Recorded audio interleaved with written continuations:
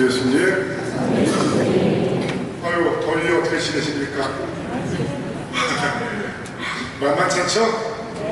저도 이번 주에 우리 국사 학생들하고 같이 섬 쪽으로 2박 3일 지내고 왔는데, 이놈들은 그냥 놀면서 에너지가 생기나 봐요. 저도 좀 더위를 먹었는지 아직까지도 좀 기력이 회복이 안 돼가지고 걸어다니면 휘청휘청하고 어지러집니다. 여러분도 하여튼 마지막까지 건강 잘 관리하시기 바라고, 아마 이번 주까지 또는 뭐 늦어도 다음 주까지는 좀 휴가 인원분들이 있어서 성당에 좀 군데군데 빈자리가 보입니다만, 건강관리 잘 하시고 또 휴가 가시는 분들은 휴가 동안 좋은 시간 되기 바랍니다. 오늘 성체신신 3주간을 지내고 있습니다. 지난주 복음에서 예수께서는, 또 오늘 복음에서 예수께서는 나는 하늘에서 내려온 생명의 빵이다 라고 분명히 말씀하시면서 이거는 신앙으로 받아들여야 할 신앙 신조임을 선언합니다. 그런데 여기에서 우리가 유심 깊게 보아야 될 동사가 하나 있는데요. 바로 뭐냐면은 따라해 보십시오. 웅성거리다. 웅성거리다. 여기서는 그 번역을 할 때 수군거리다라는 동사로 2번에 걸쳐서 그 동사를 쓰고 있는데, 그냥 우리는 그냥 뭐 수군거리다 하는 그 용어를 뒤에서 뒷담화 하나보다 라고 그냥 이렇게 묵상하고 지나갈 수 있는데, 사실은 그 정도의 농도의 단어가 아니라, 이 단어는 하느님께서 이스라엘 백성을 지난주에 강론 때 말씀을 드린 것처럼 그 광야를 이렇게 다니면서 많은 기적을 이스라엘 사람들에게 체험하게 하였음에도 불구하고 조금 목이 마르면, 조금 배가 고프면, 조금 생명에 대해서 호덕거리면 어떻게 했다 그랬죠? 모세에게 대들었다.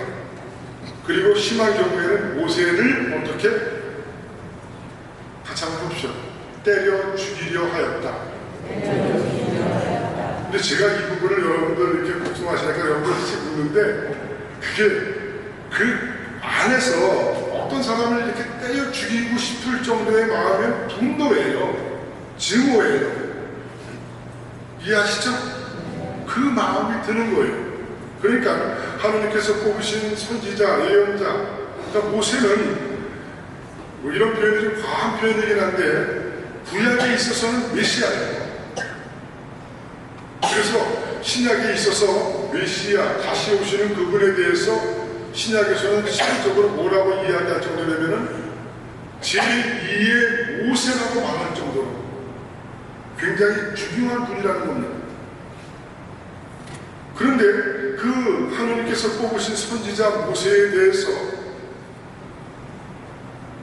반항할 때 쓰는 단어가 뭐였냐면 바로 이 웅성거리다, 수군거리다라는 동사인 것입니다. 그러니까 그 부분은 단순히 모세에 대해서만 반항하고 증오하고 미움을 하는 것이 아니라 하느님께서 뽑으신 자니까 그 화살이 어디까지 가는 거죠? 하느님께까지 가는 거예요. 그래서 요한은 그의 복음서에 이 단어를 아주 의도적으로 빵을 많게 하신 기적을 쓰면서, 이 단어를 쓰면서 유다인들이 예수님을 믿지 못하는 것을, 첫째, 그들 안에서 굳어진 마음, 그리고 두 번째는 철저히 하느님 중심이 아닌 인간 중심의 불신앙으로 바로 이 뒷담화하는 것, 웅성거리는 것, 수군거리는 것을 요한은 그렇게 판단하고 있었다는 겁니다.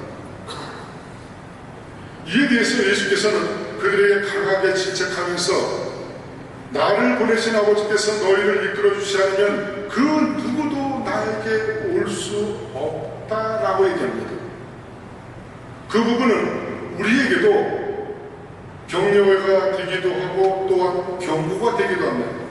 여기 있는 우리 모두는 세례를 통해서, 사대성품을 통해서, 수도서원을 통해서 하느님의 자녀가 되었지만은 동시에 하느님께서 우리를 거룩한 부르심, 즉 성소로 불러주시지 않았으면 여러분들이 이 자리에 앉아 있을 수 있다, 없다?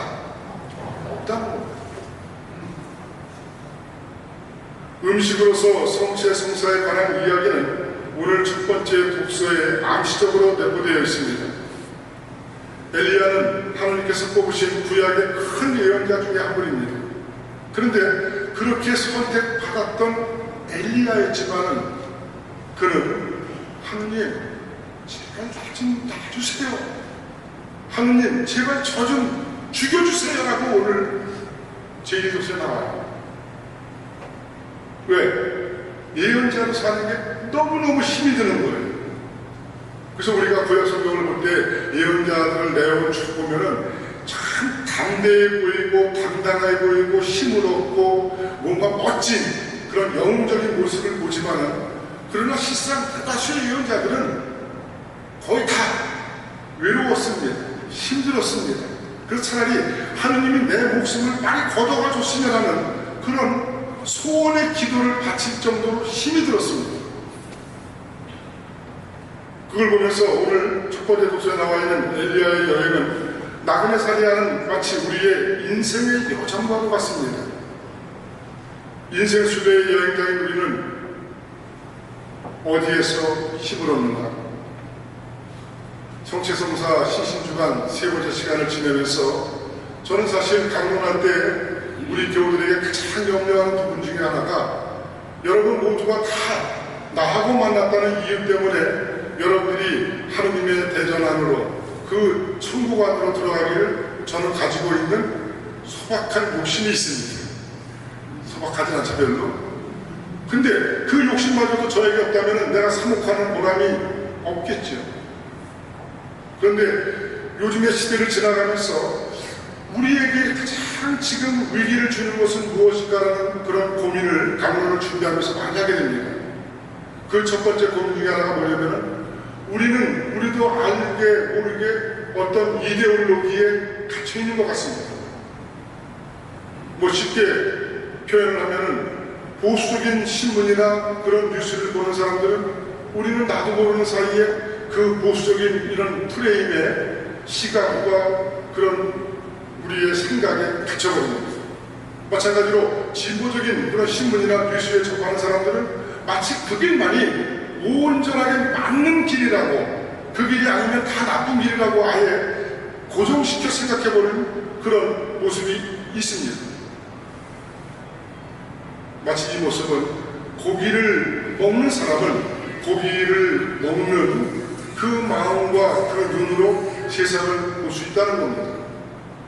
야채만 먹는 사람은 야채를 먹는 그 눈과 그 마음으로 세상을 볼 수 있다는 겁니다. 그 어떤 것도 사실은 맞지 않을 수 있죠. 그런데 여러분들은 무엇을 먹는 사람입니까? 여러분들은 이 미사 때 무엇을 먹습니까? 자, 큰 소리 합시다. 성체. 성체는 무엇입니까? 예수님의 몸입니다. 따라서 성체를 먹는 사람은, 성체를 영하는 사람은 세상의 시각으로, 세상의 마음으로 세상을 바라보거나 하느님의 세계를 바라보지 않는다는 겁니다. 고기를 먹는 사람이, 야채를 먹는 사람이 그 시각과 그 마음으로 세상을 바라본다면, 하느님의 성체를 영하는 사람은 성체를 영하는 사람의 그 마음과 시각으로 세상을 바라보고 세상 안에 우리의 모습을 드러낼 수 있어야 하는 것입니다. 그러므로 성체를 받아보신다는 것은 더 나아가서 그리스도의 생명을 나누어 받는 것이니, 그 삶을 살아나가기를 오늘 두 번째 독서에서는 우리에게 말해주고 있는 것입니다. 이번 주의 생활 말씀은 두 가지를 정했습니다. 주보 상단에 있는데요, 같이 한번 복송해 보겠습니다. 무엇이 그리 못마땅하냐? 아버지께서 이끌어 주시지 않으면. 아버지께서 이끌어 주시지 않으며. 첫 번째 말씀에 대해서만 왜 이 말씀이 선정되었는지 설명을 드리겠습니다. 무엇이 그리 못마땅하냐? 우리가 지난주 이번 주에 말씀드린 것처럼 이스라엘 백성이 하느님의 기적을 매일매일 체험하는 삶을 살았으면서도 그들은 불평불만을 했다고 말씀드렸습니다. 그리고 심지어는 하느님께 대적하는 자가 되었다고 말씀드렸습니다. 왜 그들은 그렇게 못마땅했을 것인가? 매일 하느님의 말씀을 듣고 하느님의 일을 체험하는 그런 백성이었음에도 불구하고 그 민족이 그랬다면 지금 2018년을 살아나가면서 우리 역시도 우리 안에서 하느님의 숨결과 하느님의 손길을 분명히 느낄 것입니다. 그 안에서 가장 중요한 것은 우리 역시도 하느님의 숨결을 느끼는 것을 내 안에서 잘 간직해야 한다는 것입니다. 여러분들이 잘 아시는 박완서 선생님이 계십니다. 이미 작고하셨지만 그분이 가지고 있는 재산위로 바로 자식이 장성을 하고 나서 불의의 사고로 죽었습니다. 그때 너무너무 화가 나고 너무너무 절망을 해가지고 집에 있는 성경책을 태우고 성모상하고 십자가를 집어던져서 박살을 내버렸다고 본인이 신앙 간증 때 얘기했습니다. 그리고 하느님을 저주했습니다. 하느님을 증오했습니다. 왜 내가 가지고 있는 가장 소중한 다 큰 25살을 먹은 이 자식을 당신이 거두었냐고 하느님께 한없이 대들었습니다. 그리고 이제 일정한 시간이 지난 후에 그분은 이렇게 고백합니다. 그나마 하느님이 계셨기 때문에 내가 불평불만할 수 있었다. 그래서 우리가 가지고 있는 그 불평불만, 이 부분이 하느님께 대한 끊임없는 대적하는 그것이 아니라 우리가 얼마 전에 그 말씀을 드린 적이 있죠. 분노는 하지만 정의로운 분노를 해야 한다는 것처럼 하느님이 나에게 주신 그 숨결을, 내가 느끼는 하느님의 숨길을 저버리는, 그것을 모독하는 그것이 아니라면 하느님 안에서 우리가 하는 모든 행위들은 하느님은 마치 부모가 자식을 이쁘게 바라보는 것처럼 그런 마음으로 우리의 손길과 눈길과 우리의 모습들을 다 받아들여 줄 수 있을 겁니다. 신앙의 여정은 참 멀고도 험합니다. 대다수의 우리들은 스스로 유아세례를 받은 것도 있지만 나이가 먹어서 선택을 해서 그 신앙의 여정을 시작했습니다. 그러나 많은 경우에 어두운 밤인 세상과 신앙의 그 길이 때로는 다르게 생각해야 하고 때로는 다르게 살아야 하고 그것조차도 뜻대로 되지 않을 때는 세상 안에서 또 기도할 때에 정말로 내가 비참해지는 그런 체험들을 우리가 또 하게 됩니다. 그럴 때 그분은 다시 당신의 만찬에 우리를 불러주십니다. 그 만찬은 세상의 눈으로 보면 초라할 수 있습니다. 별 값어치가 없어 보이기도 합니다. 그래서 세상 사람들은 이 만찬의 초대를 그까짓것 하면서 함부로 말하기도 하고 때로는 모마드 사건처럼 함부로 모욕적으로 대하기도 합니다. 그러나 우리 참 신앙인에겐 이 만찬이 그 무엇보다도 소중한 만찬인 것입니다. 바로 이 만찬에 주님께서 우리를 초대해 주셨습니다.